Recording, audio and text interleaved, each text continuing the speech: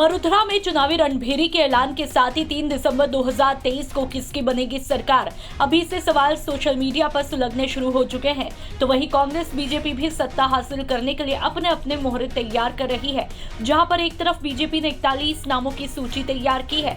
अपनी पहली सूची के जरिए बीजेपी ने कांग्रेस के 11 मंत्रियों को चुनौती दी है, जिनमें डोटासरा, कटारिया, ओला, जूली, राजेंद्र यादव, परसादी लाल मीणा और शकुंतला रावत के नाम शामिल है। चलिए आपको विस्तार से बताते हैं। डोटासरा की सीट पर सुभाष महरिया। सीकर जिले के लक्ष्मणगढ़ विधानसभा सीट से वर्तमान में कांग्रेस के प्रदेशाध्यक्ष गोविंद सिंह डोटासरा विधायक है। वे लगातार 3 बार इस सीट से चुनाव जीते हैं। इस बार भी डोटासरा की सीट पर चुनाव लड़े जाने की पूरी संभावना है। डोटासरा को चुनौती देने के लिए बीजेपी ने पैराशूटर कैंडिडेट सुभाष महरिया को मैदान में उतारा है। दूसरा, कटारिया की सीट पर कर्नल राज्यवर्धन सिंह को उतारा मैदान में। जयपुर शहर की झोटवाड़ा विधानसभा सीट से वर्तमान में कांग्रेस सरकार के कैबिनेट मंत्री लालचंद कटारिया विधायक है। कटारिया पूर्व में लोकसभा सांसद भी रह चुके हैं। इन्हें चुनौती देने के लिए बीजेपी ने पूर्व केंद्रीय मंत्री और जयपुर ग्रामीण सीट से लोकसभा सांसद कर्नल राज्यवर्धन सिंह राठौड़ को मैदान में उतारा है।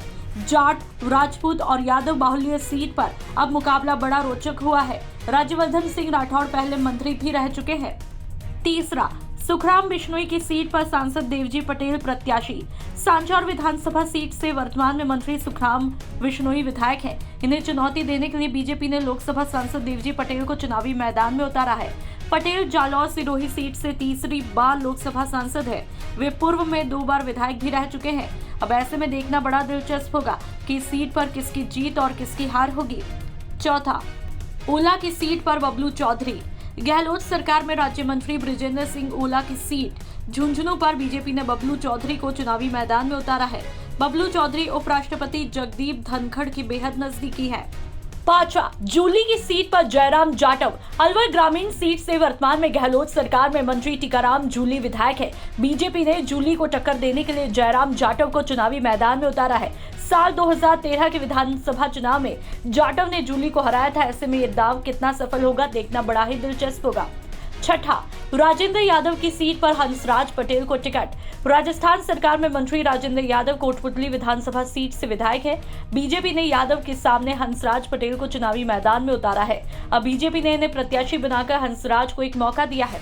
सातवां, परसादी लाल मीणा की सीट पर रामविलास मीणा को टिकट। गहलोत सरकार में कैबिनेट मंत्री परसादी लाल मीणा वर्तमान में लालसोट विधानसभा सीट से विधायक है। इन्हें चुनौती देने के लिए बीजेपी ने रामविलास मीणा को चुनावी मैदान में उतारा है। रामविलास मीणा राज्यसभा सांसद डॉक्टर किरोड़ीलाल मीणा के बेहद ही नजदीकी है। आठवां, शकुंतला रावत की सीट पर देवी सिंह शेखावत। गहलोत सरकार की कैबिनेट मंत्री शकुंतला रावत अलवर जिले की बानसूर विधानसभा सीट से विधायक है। रावत को चुनौती देने के लिए बीजेपी ने देवी सिंह शेखावत को प्रत्याशी बनाया है। ऐसे में इस सीट पर मुकाबला बड़ा ही दिलचस्प हो सकता है। नवा, जाटव के सामने कोली को टिकट। गहलोत सरकार में मंत्री भजनलाल जाटव वर्तमान में वैर विधानसभा सीट से कांग्रेस के विधायक हैं। उनकी सीट पर बीजेपी ने बहादुर सिंह कोली को चुनावी मैदान में उतारा है। कोली मजबूत प्रत्याशी है। वे 2 बार लोकसभा सांसद भी रह चुके हैं। ऐसे में भजनलाल जाटव की मुश्किलें बढ़ सकती है। 10वां, रमेश मीणा की सीट पर हंसराज मीणा। गहलोत सरकार में कैबिनेट मंत्री रमेश मीणा वर्तमान में सपोटरा विधानसभा सीट से विधायक है। इन्हें चुनौती देने के लिए बीजेपी ने हंसराज मीणा को प्रत्याशी बनाया है।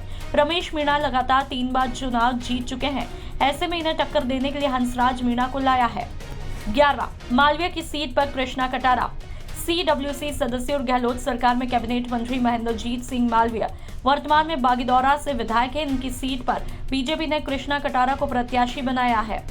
अब ऐसे में देखना बड़ा दिलचस्प होगा कि कांग्रेस और बीजेपी के मोहरे में कौन 2023 की जंग में किस पर भारी पड़ेगा। ब्यूरो रिपोर्ट, राजस्थान तक।